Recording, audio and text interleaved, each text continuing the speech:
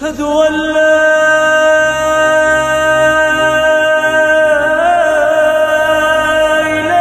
إله إلا الله.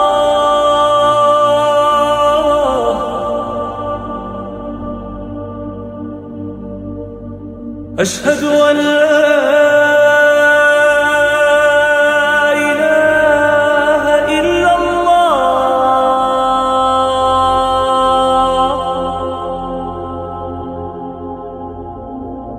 أشهد أن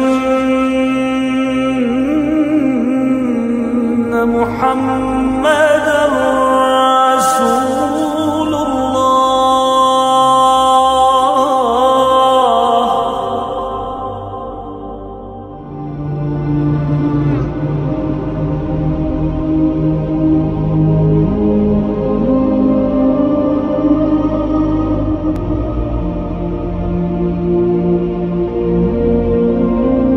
بسم الله الرحمن الرحيم. الحمد لله رب العالمين، والصلاة والسلام على أشرف الأنبياء والمرسلين نبينا محمد وعلى آله وصحبه أجمعين وبعد. Kujina la Mwenyezi Mungu mwingi wa rehema mwenye kurehemu, sifa zote njema anastahiki Mwenyezi Mungu Mola mlezi wa ulimwengu wote, na rehema na amani ziwe juu ya mtukufu wa mitume na mitume, mtume wetu Muhammad na ali zake na masahaba zake wote. Assalamu alaikum wa rahmatullahi wa barakatuh. Uhali gani wewe mwana Afrika Mashariki, nawe mwana Phoenix Arizona ambaye watusikiliza popote pale ulipo, sinabudi kukaribisha katika kipindi hichi maalum ambacho kinakujia siku ya leo tukiwa na simulizi nzuri kabisa. Siku ya leo napenda tuweze kusimulia kisa cha nabii yetu Ibrahim alayhi salatu wassalam. Hatutokieleza chote kwa urefu, lakini tutaweza kuchukua sehemu kuu ambazo ni muhimu, tutaweza kuzizungumza. Kwa hiyo sinabudi ya kukaribisha, kaachonjo nami, usinyanyuke, usibanduke mpaka pale nitakapotia nanga.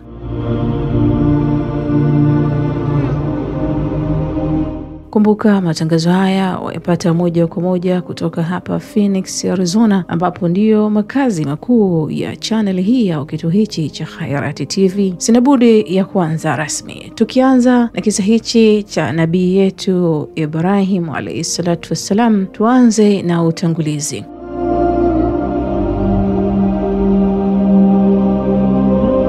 Ibrahim alayhi salatu wassalam alizaliwa Iraq, inavyosemekana Babilonia, baba yake akiitwa Azar, na kauli nyingine inasema kuwa huyu ni ami yake aliyemlea tokea mdogo baada ya kufa baba yake. Allah subhanahu wa ta'ala ni mjuzi zaidi, na huyu Azar alikuwa akichonga masanamu. Ibrahim alayhi salatu wassalam ni Khalilullah, yani kipenzi wa Allah subhanahu wa ta'ala. Amemchagua kumpa risala yake na akamfadhilisha zaidi ya viumbe vyake vingine. Alikuwa akiishi na watu waliokuwa wakiabudu sayari, nyota, mwezi, jua na kadhalika, na wengine wakiabudu masanamu na wengine wakiabudu wafalme wao. Hakuridhika na ibada hizo zao, bali alihisi kuwa yupo alianzisha uumbaji wa yote na kwamba muumba huyo ndiye anastahili kuabudiwa. Akawa anawaza na kutafuta uhakika hadi Allah subhanahu wa ta'ala akamuongoza na kumchagua kumpa unabii na urasuli. Akaanza Ibrahim alayhi salatu wassalam kuwalingania watu wake katika tauhidi ya Allah, kumpwekesha, lakini watu wake hawakumwamini, bali walimkanusha na wakajaribu kutaka kumwangamiza kwa kumtia katika moto waliowasha kwa kuni nyingi, lakini Allah subhanahu wa ta'ala alimwokoa mbele ya macho yao. Kisha Allah subhanahu wa ta'ala akamjalia kupata watoto wawili ambao ni Ismail alayhi salatu wassalam na Ishaq alayhi salatu wassalam, ambao manabii wote waliobakia wametokana nao kama ifuatavyo. Ishaq alayhi salatu wassalam alimzaa Yaqub, ambaye ndiye alijaliwa kutoa kizazi cha manabii wote waliobakia hadi nabii Isa alayhi salatu wassalam. Baada ya hapo ikapita miaka takriban 600 bila kutokea nabii yoyote yule, mpaka tena kazaliwa nabii Muhammad sallallahu alayhi wasallam, ambaye ametokana na kizazi kizazi cha Nabii Ismail alayhi salatu wassalam aliachwa Maka na baba yake Nabii Ibrahim alayhi salatu wassalam akiwa pamoja na mama yake Hajar. Ibrahim alayhi salatu wassalam na mwanawe Ismail alayhi salatu wassalam ndio waliojenga Kaaba Maka, mji mtukufu kabisa ambao Waislamu wote wanafika kutimiza haji. Hebu tuangalie fadhila na sifa za Nabii Ibrahim alayhi salatu wassalam.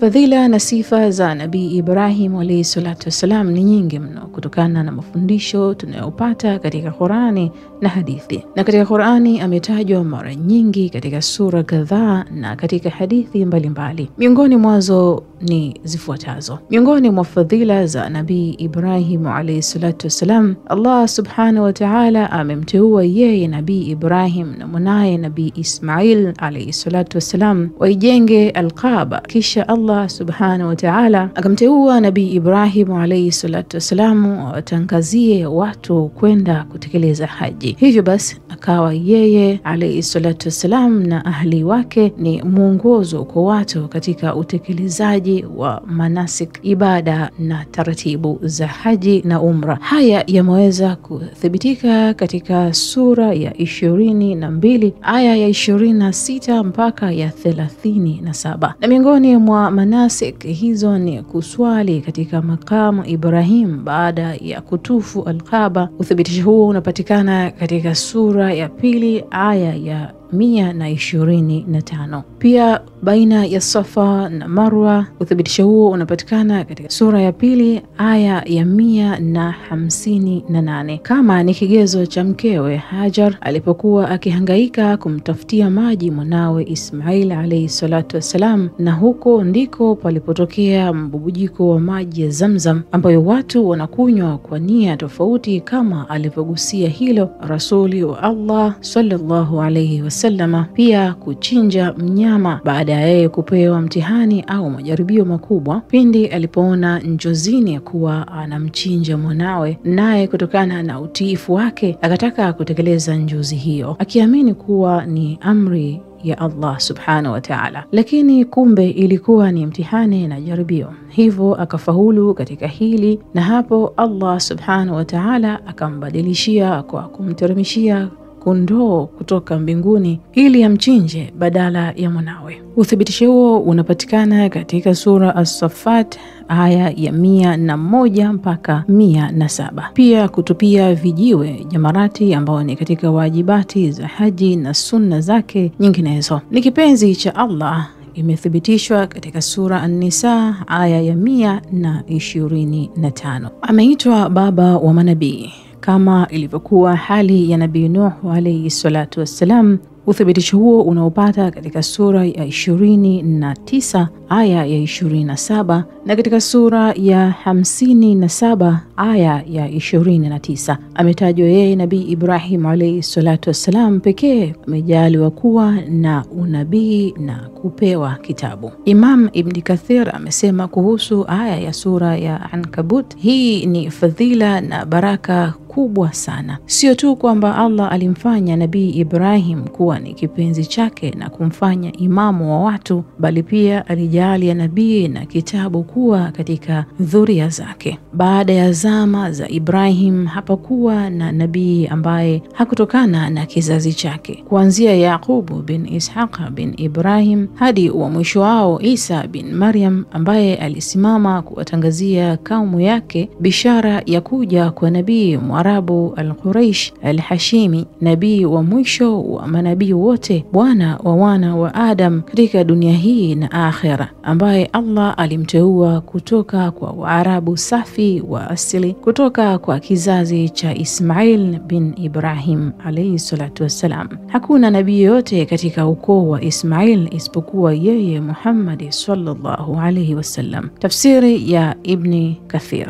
Ameomba dua kizazi chake kitoe na nabii wa mwisho Muhammad sallallahu alaihi wasallam baada ya kujenga Kaaba. Imethibitika katika sura ya pili aya ya 129. Ibrahim alayhi salatu wassalam ni imamu wa tauhidi. Allah subhanahu wa ta'ala amemfanya kuwa ni imamu wa watu wa kufuatwa katika tauhidi. Imethibitika katika Al-Baqara aya ya 124. Na pia umma umehusiwa kufuata mila yake. Imethibitika katika sura Al-Baqara aya ya 135, Al-Imrani aya ya 95, An-Nisa aya ya 125, Al-An'am aya ya 161 na An-Nahli aya ya 123. Na pia amewahusia wanawe na kizazi chake Uislamu. Imethibitika katika surat Al-Baqara aya ya 130 mpaka 132. Na pia amefanya neno la tauhidi la ilaha illa Allah lenye kubakia katika kizazi chake. Imethibitika katika sura ya 43 aya ya 28.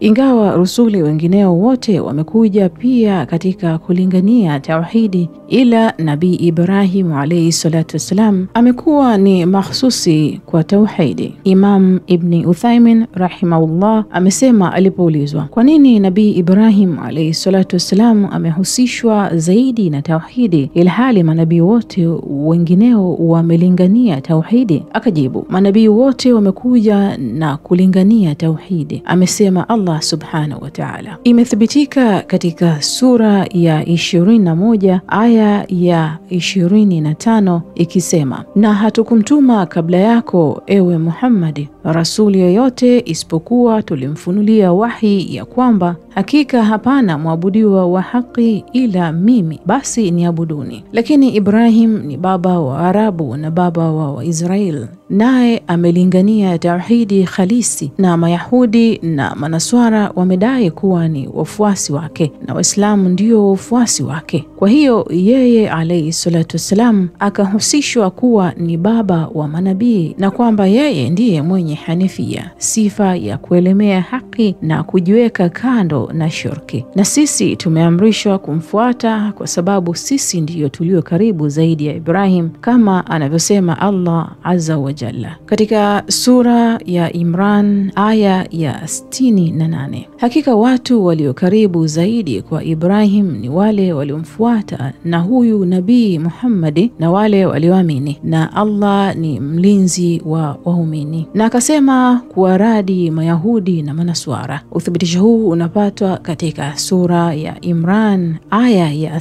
67 ikizungumza, Ibrahim hakuwa Yahudi wala Naswara, lakini alikuwa mwenye kujiengua na upotofu akaelemea dini ya haki Muislam, na hakuwa miongoni mwa washirikina. Anatajwa katika kila swala kwenye tashahadu kwa swala inayojulikana kama salawatu Ibrahimia. Na fadhila hii tukufu ni kutokana na sababu zilizotangulia kutajwa na Imamu Ibn Uthaymin, pia kutokana na sababu zifuatazo kama walivyosema ulama kwamba alayhi salatu wassalam Ibrahim ni babu kizazi kilichoanzia kwa Ismail wa Nabii Muhammad sallallahu alayhi wasallam. Na alama Badri ad-Din al-Hanafi rahimahullah ana maelezo mengine katika kubainisha sababu ya hili. Amesema, ikiwa mtu atauliza kwa nini Ibrahim alayhi salatu wasalam ameteuliwa yeye pekee kutajwa katika swala badala ya manabii wengine alayhi salatu wasalam, nitajibu kwa sababu Nabii sallallahu alayhi wasallam aliwaona katika usiku wa Miraji manabii na rusuli wote, na akamtolea salamu kila nabii, na hakuna hata mmoja wao aliyesalimia umma wake isipokuwa Ibrahim alayhi salatu wasalam. Hivyo basi Nabii sallallahu alayhi wasallam ametuamrisha tumswalie kila mwisho wa swala mpaka siku ya Kiyama kama malipo ya wema wake. Imesemwa Ibrahim alayhi alayhi salatu wassalam alipomaliza kujenga Al-Kaaba aliombea umma wa Muhammad sallallahu alayhi wasallam akisema, Allah, atakayehiji nyumba hii miongoni mwa umma wa Muhammad, basi mpe amani kutoka kwangu. Pia akaombea ahli zake na watoto wake kwa dua hii. Hivyo basi tukaamrishwa tuwakumbuke katika swala kama malipo ya wema wao. Ufafanuzi wa Sunan Abi Daud. Kizazi chake kimepewa ufalme mkubwa. Uthibitisho huu unapatikana katika sura An-Nisa aya ya 54. Nabii sallallahu alayhi wasallam alimkuta mbingu ya 7 akilemea Baitul Al-Ma'mur inaozungukwa na malaika 70,000. Haya yapo katika hadithi ndefu inayopokelewa na Imam Muslim. Alijaliwa uongofu na Allah subhanahu wa ta'ala, alimjua vyema. Imethibitika katika sura ya 21 aya ya 51. Ni nabii ambaye amemshabihi Nabii Muhammad sallallahu alayhi wasallam. Hadithi ya Abu Huraira radhiyallahu anhu, Al-Bukhari na Muslim. Ni miongoni mwa rusuli watano wa Ahlul Azmi. Imethibitika katika sura ya 33 aya ya 7. Amewaombea Waislamu wao wenye kuelekea nyoyo zao kuipenda Maka na Al-Kaaba. Imethibitika katika sura Ibrahim aya ya 37. Ameombea dua kizazi chake wasimamishe swala, na ameombea waumini maghfira siku ya hisabu. Imethibitika katika sura ya Ibrahim aya ya 40 mpaka 41. Atakuwa wa kwanza kuvalishwa nguo baada ya kufufuliwa, kutokana na vile washirikina katika kaumu yake walivyomuingiza motoni akiwa uchi baada ya kuvunja masanamu yao. Yapo haya kwenye hadithi ya Ibni Abbas. Nabii sallallahu alayhi wasallam amesema,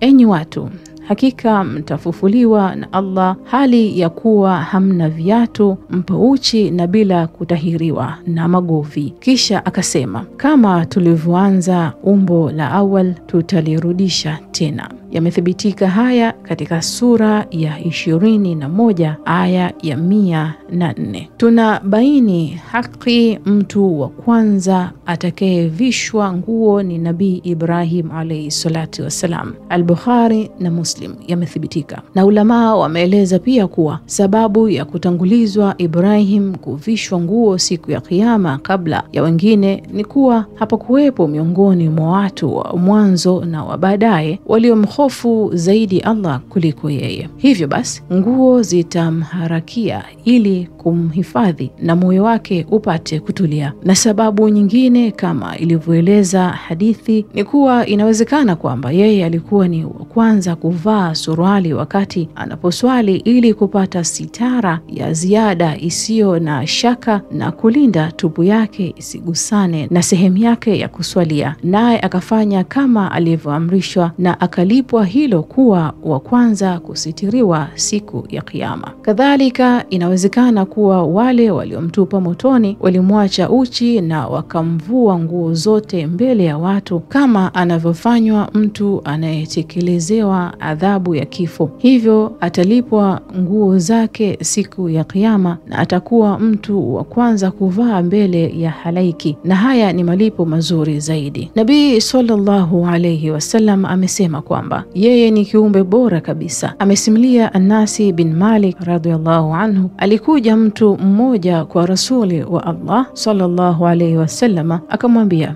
kiumbe bora kabisa. Rasuli wa Allah sallallahu alayhi wasallam akamjibu, huyo ni Ibrahim alayhi salatu wasalam. Imethibitika katika Muslim. Sifa za Nabii Ibrahim alayhi salatu wasalam, hakuwa mshirikina kabisa. Ametajwa kwa sifa hii katika sura kadhaa kwenye Qur'ani, ikiwemo sura hii ya 16 aya ya 120. Pia kisa chake katika sura ya 6 aya ya 74 mpaka ya 81 cha kuto kuabudu nyota wala mwezi wala jua kinathibitisha sifa hii. Kadhalika alimuomba Allah amepushe yeye na wanawe wasiwe washirikina. Imethibitika katika Ibrahim aya ya 35. Isitoshe alimnasihi baba yake pia asiwe mshirikina. washirikina, lakini hakumsikiliza bali alimfukuzia mbali. Imethibitika katika sura Maryam aya ya 41 mpaka 48, na imethibitika katika Ashura aya ya 69 mpaka 89. Alikuwa ni mtimizaji ahadi. Imethibitika katika sura ya 53 aya ya 37. Ni mwenye huruma mno na mvumilivu. Imethibitika katika sura At-Tauba aya ya 114. Ni mvumilivu sana, mnyenyekevu mno kwa Allah na mwingi wa kurejea kwake. Imethibitika katika sura ya 11 aya ya 75. Mkarimu mno. Imethibitika katika sura ya 11 aya ya 69, na imethibitika pia katika Adh-Dhariyat aya ya 24 mpaka 26. Mnyenyekevu kwani aliomba dua baada ya kujenga Kaaba. Imethibitika katika Al-Baqara aya ya 128. Al-Kaaba ni nyumba tukufu kabisa katika vitukufu vya Allah katika mji mtukufu kabisa, lakini juu ya utukufu huu alikuwa na wasiwasi juu ya kutakabaliwa kitendo hiki, kwa maana hakuwa na kibri kuwa madamu amejenga kitu kitukufu kabisa cha Allah basi awe amesifika au ni mtu bora kabisa. Ana kisa muhimu cha uthibitisho wa tauhidi iliyojikita moyoni mwake wakati alipoingizwa motoni na watu wake kwa sababu aliyavunja masanamu waliokuwa wakiabudu. Imethibitika katika sura ya 21 aya ya 51 mpaka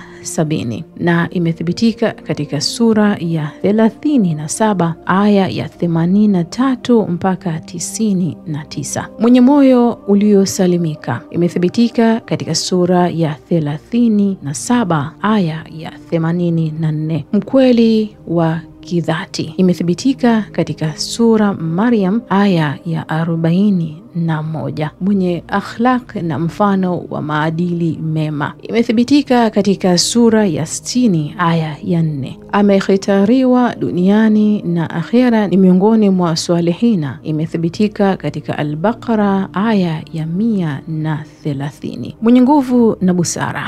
Imethibitika katika sura ya 38 aya ya 45.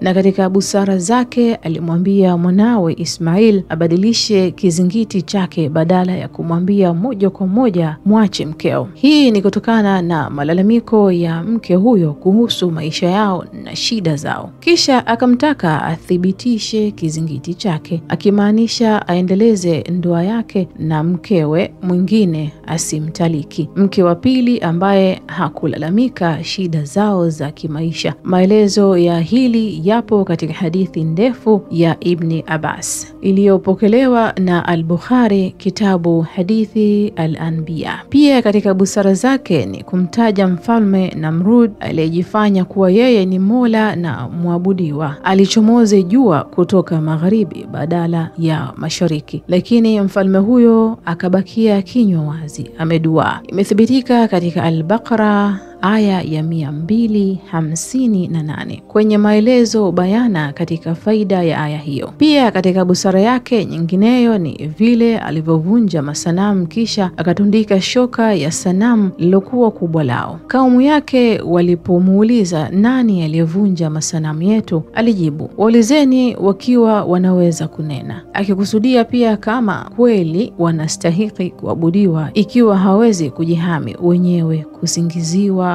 uvunjaji wa masanamu yao. Imethibitika katika sura ya 21 aya ya 57 mpaka 63, na pia katika sura ya 37 aya ya 88 mpaka 96. Alihofia familia yake wasije kuabudu masanamu, naye mwenyewe tokea utotoni alichukia ibada ya shirki na masanamu, na alikhiari dini kuliko dunia, napo ni pale alipowaacha familia yake katika bonde la Maka ambako hapakuwa na chochote, na alitaja sababu yake kuwa ili wasimamishe swala. Imethibitika katika sura Ibrahim aya ya 35 mpaka 37. Tokea utoto wake Ibrahim alayhi salatu wassalam alikuwa aliyachukia masanamu, kwani alishangaa kuwa vipi wanaabudu masanamu wanayochonga wenyewe na ambayo hayakuweza kumdhuru au kumfaa chochote mtu. Ndio maana Allah subhanahu wa ta'ala anasema kuwa alimjua vizuri na akampa uongovu tokea mdogo. Na hakika tulikwisha mpa Ibrahim uongovu wake zamani na tulikuwa tunamjua. Akawa anajadiliana na watu wake ili awatoe katika upotovu. Imethibitika katika sura Al-Anbiya aya ya 52 ikizungumza alipomwambia baba yake na watu wake, ni nini haya masanamu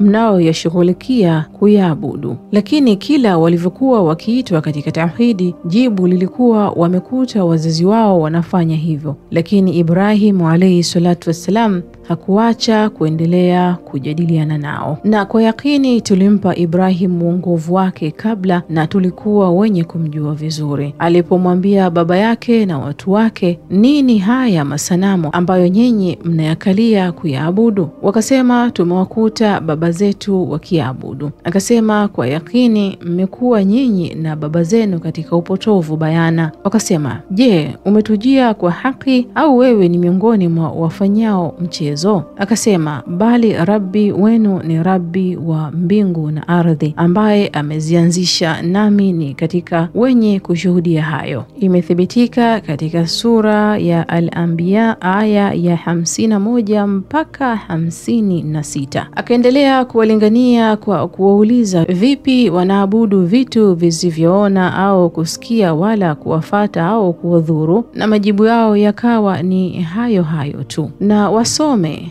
Muhammad habari za Ibrahim alipomwambia baba yake na watu wake, mnaabudu nini? Wakasema, tunaabudu masanamu na tutaendelea kuyakalia kwa kuyaabudu. Akasema, je, yanakusikieni mnapoyaomba au yanakunufaisheni au yanakudhuruni? Wakasema, bali tumewakuta baba zetu wakifanya hivyo. Akasema, je, mnaona hivyo mlivyokuwa mkiviabudu nyinyi na baba zenu waliotangulia? Tukiendelea kumzungumzia Nabii Ibrahim alayhi salatu wassalam katika kipengele cha tauhidi ambayo ikiendelea kumdhihirikia. Ibrahim alayhi salatu wassalam aliendelea kuhojiana na watu wake kuhusu ibada zao za kuabudu masanamu waliodai kuwa wanakurubisha kwa Allah subhanahu wa ta'ala, ilhali Allah subhanahu wa ta'ala hahitaji kuombwa kwa kupitia mtu au kitu chochote, bali linalopasa ni kumuomba yeye moja kwa moja bila uweko yoyote kati yake. Ibrahim alayhi salatu wassalam akawa anawaza vitu vinavyoabudu zaidi na masanamu kama vile nyota, jua na mwezi. Ikawa haimuingie akilini kabisa kuwa vitu hivyo vinapaswa kuabudiwa. Allah subhanahu wa ta'ala akataka kumdhihirishia hayo. Ikawa kila usiku na mchana unapoingia, Ibrahim alayhi salatu wassalam alikuwa anatoka na kuangaza mbinguni, akatafakara na akatambua kuwa vyote hivyo ni vitu vyenye kutoweka na kwamba yuko muumba wa vitu hivyo anayestahiki kuabudiwa kwa haki. Yametajwa hayo katika kauli za Allah subhanahu wa ta'ala zifuatazo, na hivyo ndivyo tunavyomuonyesha Ibrahim ufalme mkubwa wa mbingu na ardhi, na ili awe miongoni mwa wenye yakini. Na ulipomwingilia usiku akaona nyota, akasema, huyu ni Rabbi wangu. Ilipotoweka akasema, hakika mimi sipendi wanaotoweka. Kisha alipoona mwezi umechomoza akasema, huyu ni Rabbi wangu. Ulipotoweka akasema, asiponiongoza Rabbi wangu, bila shaka nitakuwa miongoni mwa watu waliopotea. Kisha alipoliona jua limechomoza akasema, huyu ni Rabbi wangu, ni mkubwa zaidi. Ilipotoweka akasema, enyi watu wangu, hakika mimi simo katika mnayoshirikisha na Allah. Imethibitika katika sura Al-Anbiya Al-An'am aya ya 75 mpaka 78. Akahojiana na watu wake, hakika mimi nimeelekeza uso wangu kwa ambaye ameanzisha mbingu na ardhi, nikijitenga na itikadi potovu na kuelemea haki, nami si katika washirikina. Na watu wake wakamhoji, akasema, je, mnahojiana nami kuhusu Allah na hali amenihidi, na wala si hofu hayo mnayomshirikisha naye, kwani sitodhurika isipokuwa Rabbi wangu akitaka jambo. Rabbi wangu amezunguka kila kitu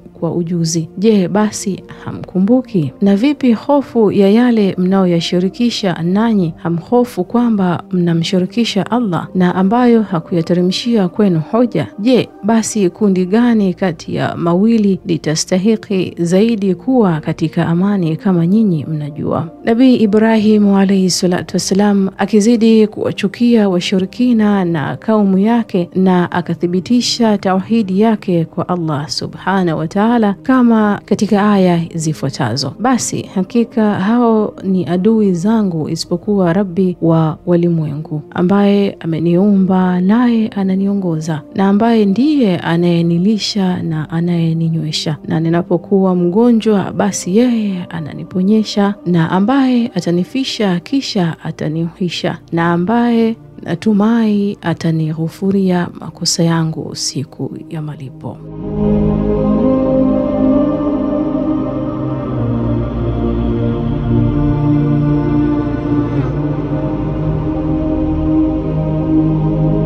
Mjadala baina ya Ibrahim alayhi salatu wassalam na mfalme kafiri Namrud.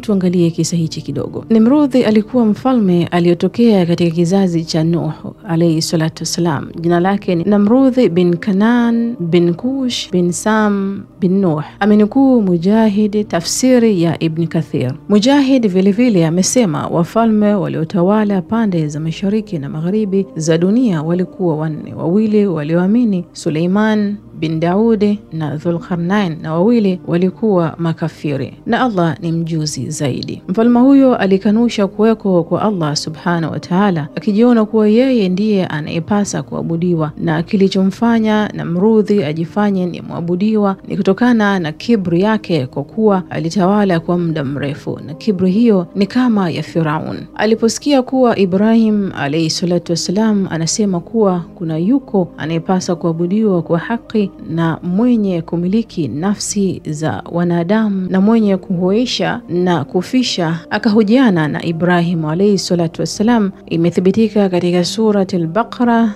aya ya 258 kudai kuwa Namrudhi kuwa yeye ana uwezo wa kuhuisha na kufisha ni kumwachia huru mmoja kati ya watu waliohukumiwa kufa na kumuua mwingine. Imepokelewa na Qatad, Muhammad bin Ishaq na Asud. Ibrahim alayhi salatu wasalam akamhoji kuwa ikiwa yeye anadai ana uwezo huo wa kuhuisha na kufisha, basi aonyeshe uwezo wa kulichomoza jua kutoka magharibi, kwani muumba wa wanadamu analichomoza kutoka mashariki. Basi yeye ageuze mwenendo huo, alifanye litokeze upande wa magharibi. Alipigwa na mshangao na hakuweza kujibu lolote, bali alitaharika. Allah akamwangamiza Namrudhi kwa mbu ambaye ni kiumbe dhaifu kabisa. Kisa chake kimesimuliwa katika hadithi za Israiliyati. Allah alimfisha mfalme aliyejidai kuwa yeye ndiye anayepasa kuabudiwa kwa kidudu dhalili na kidogo mno. Hadithi ya Amri bin al-As radhiyallahu anhu ameipokea al-Bukhari. Imam at-Taubaria ameitoa katika Jamiu al-Bayani kutoka kwa Zaidi bin Aslam kwamba Namrudhi hakika alikuwa dhalimu wa kwanza duniani. Allah alimpelekea mbu wakaingia masikioni na puani mwake. Alibaki kujipiga kichwa chake kwa nyundo kwa miaka 400. Watu waliokuwa na huruma zaidi walikuwa ni wale waliounganisha mikono wakawa wanampiga kichwani kutuliza mbu. Alijifanya jabari na alikuwa dhalimu kwa muda wa miaka 400. Basi Allah subhanahu wa ta'ala akamwadhibu miaka 400 sawa na muda wa utawala wake, kisha Allah akamfisha. Ibrahim alayhi salatu wassalam alimuomba Allah amuonyeshe vipi anauhisha wafu. Ulama wanasema kwamba kuna sababu ya ombi hili la Ibrahim alayhi salatu wassalam kutaka kuonyeshwa vipi Allah subhanahu wa ta'ala anauhisha aliyekufa. Mfano, Ibrahim alayhi salatu wassalam alipomuomba Nimrud, imethibitika katika Al-Baqara aya ya 158, Rabbi wangu ni yule ambaye anayeuhisha na kufisha. Nabii Ibrahim alitaka kuyanika na uwezo wa Allah wa kuhuisha na kufisha, akamuomba Allah subhanahu wa ta'ala amuonyeshe vipi anauhisha wafu. Na hadithi ya Nabii sallallahu alayhi wasallam ifuatayo inasema kwamba sisi tuna uwezekano mkubwa zaidi wa kutia shaka kuliko Ibrahim. Yeye Ibrahim alimuomba Rabbi wake amuonyeshe jinsi ya kuwa huisha wafu ili ashuhudie na atulize moyo wake. Kutoka kwa Abu Huraira radhiyallahu anhu kwamba Rasuli wa Allah sallallahu alayhi wasallam amesema, sisi tuna uwezekano mkubwa wa kuonyesha shaka kuliko Ibrahim aliposema, Rabbi wangu nionyeshe vipi unaohisha wafu. Allah akasema, je, kwani huamini? Akasema, sivyo hivyo, bali naamini, lakini ili moyo wangu utumainike. Allah subhanahu wa ta'ala akamtakabalia Ibrahim alayhi salatu wassalam ombi lake na akamtaka achukulie ndege wanne. Ulama wa tafsiri wamehitilafiana kuhusu aina ya ndege waliotajwa, kwani haikuelezwa ndege aina gani. Allah subhanahu wa ta'ala akamtaka Ibrahim alayhi salatu wassalam awazoeshe kwanza ndege kwake, kisha awakate vipande vipande. Ibrahim alayhi salatu wassalam akawazoesha kwake, kisha akawachinja na kuwatoa manyoya na kuwakata vipande vipande, kisha akavichanganya vipande hivyo pamoja, kisha akagawa vipande na kuviweka katika vilima 4 au 7. Ibn Abbas amesema Ibrahim alayhi salatu wassalam aliweka vichwa vyake ndege hao katika mikono yake, kisha akafanya kama Allah subhanahu wa ta'ala alivyomwamrisha kuwaita hao ndege kwake. Akashuhudia kwa macho yake manyoya yao, damu na viungo vya kila ndege vikiruka kujikusanya pamoja katika umbile lake. Wakawa wanafika mbele ya Ibrahim alayhi salatu wassalam wakitembea haraka kuelekea kwake. Ikawa kila ndege alikwenda kwa Ibrahim alayhi salatu wassalam kuchukua kichwa chake kutoka mikononi mwa Ibrahim alayhi salatu wassalam, na alipojaribu kumpa ndege mmoja kichwa cha ndege mwingine, ndege alikataa kupokea na kujiunga. Kila kichwa cha ndege kilijiunga na kiungo chake kile kile cha asili yake kwa uwezo wa Allah subhanahu wa ta'ala. Imethibitika katika Al-Qurtub, Allah alifanya hivyo ili Ibrahim alayhi salatu wassalam ashuhudie kwa dhahiri kuhuishwa kwa ndege hao na apate na kutuliza moyo wake. Anasema Allah subhanahu wa ta'ala katika uthibitisho sura ya Al-Baqara aya ya 260 ikisema, na pindi aliposema Ibrahim, Rabbi wangu nionyeshe vipi unaohisha wafu, Allah akasema, je, kwani huamini? Akasema, si hivyo, bali naamini, lakini ili moyo wangu utumainike. Allah akasema, basi chukua ndege 4 wazoeshe kwako, wachinje, kisha weka juu ya kila jabali sehemu ya hao ndege, kisha waite, watakujia mbio wakiumbika upya. Najua kwamba hakika Allah ni mwenye enzi ya nguvu, asiyeshindika, mwenye hikma wa yote. رباه عفوك إني للنور مدت يداي نزعت. Ndugu mpenzi msikilizaji, kisa cha Nabii Ibrahim ni kirefu wala hakiishi utamu, lakini kwa pointi hizi kuu ambazo tumeweza kuzichukua mpaka hivi sasa, utakuwa umeweza kujikumbushia au umeweza kuzidisha mapenzi ya Nabii Ibrahim alayhi salatu wassalam, lakini pia umeweza kuzidisha mapenzi ya ibada ya hija na umra. Umeweza kukumbukia kisa cha mwanae ambapo alitaka kumchinja. Haya yote yameweza kuambatana katika kujikumbusha na kuweza kuaidhika na kuweza kusimamisha imani zetu thabiti kama vile Nabii Ibrahim ambavyo anaitwa ni baba wa imani.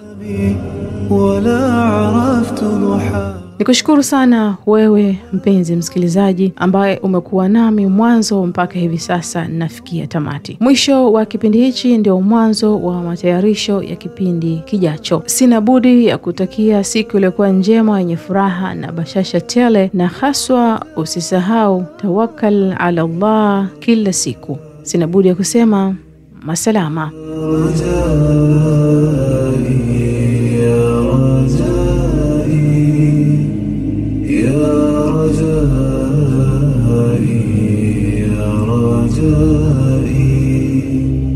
يا رجائي